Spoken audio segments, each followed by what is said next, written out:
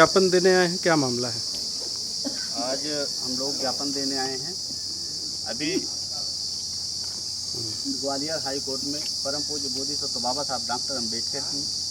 मूर्ति स्थापित करना था माननीय सुप्रीम कोर्ट के आदेशानुसार, लेकिन वहाँ पे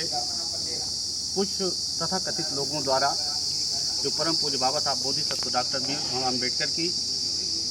हाईकोर्ट परिसर में मूर्ति लगने का विरोध कर रहे हैं, उसके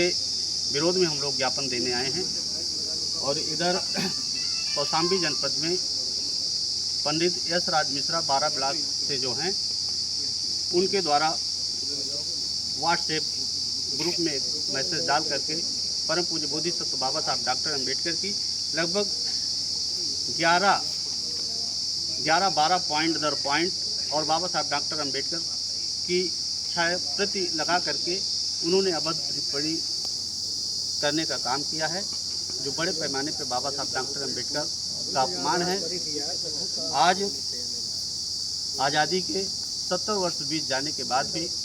इस देश में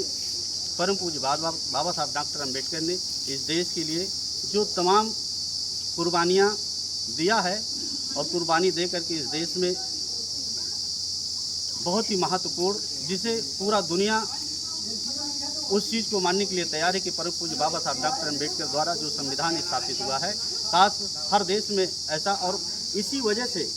भारत देश के संविधान के बाद कई देशों में संविधान लिखने की बारी आई तो परम पूज्य बाबा साहब डॉक्टर अम्बेडकर से ड्राफ्टिंग करवाई गई, लेकिन आज उसी देश में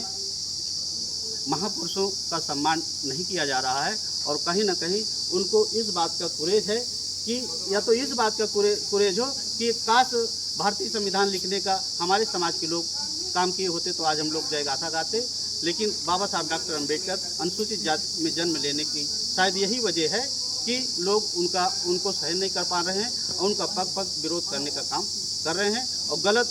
और छोटे मोटे संगठन के बाद भी और तो उस पर कोई कोई कठोर कार्रवाई ना होने की वजह से तमाम तिजपुंजीय लोग भी परम पूज्य बोधिसत्व बाबा साहब पे टिप्पणी करने का काम करते हैं। तो हम लोग ज्ञापन दिए हैं कि उन लोगों को भी सज़ा दी जाए